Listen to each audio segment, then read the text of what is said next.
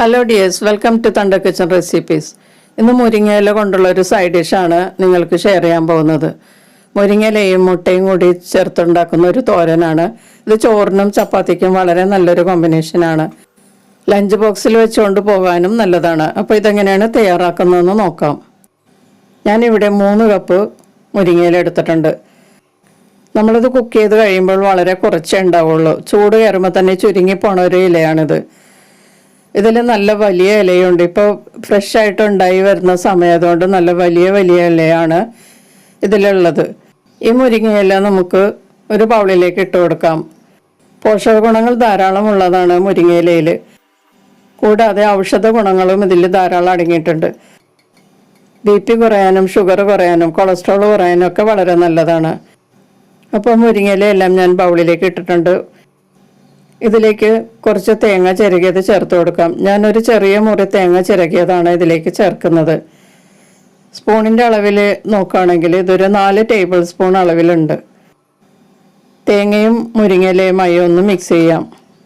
ചെറിയ പ്രഷർ കൊടുത്ത് ഒന്ന് മിക്സ് ചെയ്യുകയാണെങ്കിൽ ഈ ഇലകളൊക്കെ ഒന്ന് പെട്ടെന്ന് ചുരുങ്ങി കിട്ടും. കുറച്ച് സോഫ്റ്റ് ആകുകയും ചെയ്യും. ചീര കൊണ്ടും നമുക്ക് ഇതുപോലെ ചെയ്യാം കേട്ടോ. ചീര പോലെയല്ല, ഇത് വളരെ സോഫ്റ്റായിട്ട് ഒതുങ്ങിക്കൂടുന്ന ഒരു ഇലയാണ്.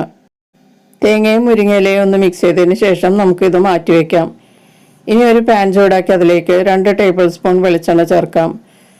ഇതിലേക്ക് 1/2 ടീസ്പൂൺ കടുകും 10-12 ഉലുവയും കൂടി ചേർത്ത് ഒന്ന് പൊട്ടിച്ചെടുക്കാം. തോരനും അതുപോലെ തേങ്ങ അരച്ച ചാറിനുമൊക്കെ ഉലുവ ചേർക്കുന്നത് വളരെ നല്ലതാണ് കേട്ടോ. നല്ല സ്മെല്ലായിരിക്കും, നല്ല ടേസ്റ്റും ആയിരിക്കും. പിന്നെ ഡയബറ്റിക് കുറയാനും ഉലുവ നല്ലതാണ്. അപ്പോൾ 10-12 ഉലുവ പൊട്ടിച്ച് നമ്മൾ കറി ഉണ്ടാക്കുകയാണെങ്കിൽ വളരെ ഹെൽത്തിയുമായിരിക്കും. ഇതിലേക്ക് ഒരു 6-7 വെളുത്തുള്ളി പൊടിയായി അരിഞ്ഞതും എരിവിനുള്ള ഒരു പച്ചമുളകും കൂടി ചേർക്കാം. ഒരു 10-15 ഉള്ളി വട്ടത്തിൽ അരിഞ്ഞത് ചേർത്ത് ഒന്ന് വഴറ്റി കൊടുക്കാം. ചെറുള്ളിയാണ് ഇതിൽ ചേർക്കേണ്ടത് കേട്ടോ. ഉള്ളി ചേർത്തതിന് ശേഷം എല്ലാം കൂടി ഒന്ന് വഴറ്റി കൊടുക്കാം. ഉള്ളിയുടെ നിറമൊക്കെ ഏകദേശം ഒന്ന് മാറി തുടങ്ങുന്ന സമയം വരെ വഴറ്റി കൊടുക്കണം. ഇപ്പോൾ ഉള്ളിയൊക്കെ ഏകദേശം മുരിഞ്ഞു തുടങ്ങിയിട്ടുണ്ട്. ഇതിലേക്ക് കുറച്ച് കറിവേപ്പില ചേർത്തൊന്ന് വഴറ്റി കൊടുക്കാം. ഇനി ഇതിലേക്ക് അല്പം മഞ്ഞൾപ്പൊടി ചേർത്ത് കൊടുക്കാം. മഞ്ഞൾപ്പൊടി നല്ലതുപോലെ ചൂടായ മണം വരുന്നത് വരെ വഴറ്റി കൊടുക്കാം. ഇനി ഇതിലേക്ക് തേങ്ങയുമായി മിക്സ് ചെയ്ത് വെച്ചിരിക്കുന്ന മുരിങ്ങയില ചേർത്ത് കൊടുക്കാം. കുറേശ്ശെ ചേർത്ത് മിക്സ് ചെയ്യാം. ഒറ്റയടിക്ക് ചേർത്ത് മിക്സ് ചെയ്താൽ ഈ മസാലയൊക്കെ ഒരേപോലെ മിക്സ് ആവില്ല. അതുകൊണ്ട് കുറച്ച് ഇല ആദ്യം ചേർത്തതിന് ശേഷം ഒന്ന് മിക്സ് ചെയ്യാം. അതിനുശേഷം ബാക്കി കുറച്ചുകൂടി ചേർക്കാം. അങ്ങനെ കുറേശ്ശെ ചേർത്ത് മുഴുവനായിട്ടും ചേർക്കുക. ഇപ്പം ഞാനത് മുഴുവനായിട്ടും ഇതിലേക്ക് ചേർത്തിട്ടുണ്ട്. ഇനി ഒന്ന് വഴറ്റി കൊടുക്കാം. ലോ ടു മീഡിയം ഹീറ്റിലാണ് ഇത് വഴറ്റി കൊടുക്കേണ്ടത് കേട്ടോ. ഒത്തിരി ഹൈ ഫ്ലെയിമിൽ വെക്കരുത്, കരിഞ്ഞു പോകും.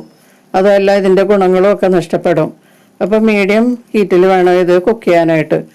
ഇപ്പോൾ കണ്ടോ, മുരിങ്ങയില എല്ലാം നന്നായിട്ട് ചുരുങ്ങി. ഇതിൽ ചേർത്ത തേങ്ങയൊക്കെ ഇപ്പോൾ നമുക്ക് കാണാം. ഇനി ഈ മുരിങ്ങയിലയൊക്കെ നമുക്ക് പാനിൻ്റെ ഒരു സൈഡിലേക്ക് മാറ്റാം, തടുത്ത് മാറ്റി വയ്ക്കാം. ഇതിലേക്ക് ഇനി കുറച്ച് വെളിച്ചെണ്ണ ചേർത്ത് കൊടുക്കാം. ഇതിലേക്ക് ഇനി 2 മുട്ട നമ്മളെടുത്ത് ചേർത്ത് കൊടുക്കാം. പൊട്ടിച്ച് ചേർക്കാം. ഞാനിപ്പോൾ ഉടച്ചപ്പോഴേക്കും അതിൻ്റെ കാമ്പൊക്കെ പൊട്ടിപ്പോയതാണ് കേട്ടോ ഇത്. അടുത്തതും കൂടി നമുക്കിതിലേക്ക് ചേർക്കാം.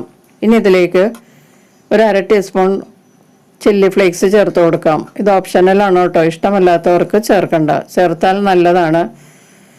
ചില്ലി ഫ്ലേക്സിന് പകരം നമുക്ക് വേണമെങ്കിൽ കുരുമുളക് പൊടിയും ചേർക്കാം കേട്ടോ. ഉപ്പൊന്നും ഞാനിപ്പോൾ ചേർക്കുന്നില്ല, ഉപ്പ് നമുക്ക് അവസാനം ചേർക്കാം. ഇനി ഇതൊന്ന് നല്ലതുപോലെ സ്ക്രാമ്പിൾ ചെയ്യാം. മുട്ട ഏകദേശം കുക്കായി കഴിയുമ്പോൾ മുരിങ്ങയിലയുമായി നല്ലതുപോലെ മിക്സ് ചെയ്യാം. മിക്സ് ചെയ്യണ സമയത്ത് മുട്ടയൊക്കെ ചെറുതായിട്ടൊന്ന് ഉടച്ചു കൊടുക്കുന്നത് നല്ലതായിരിക്കും.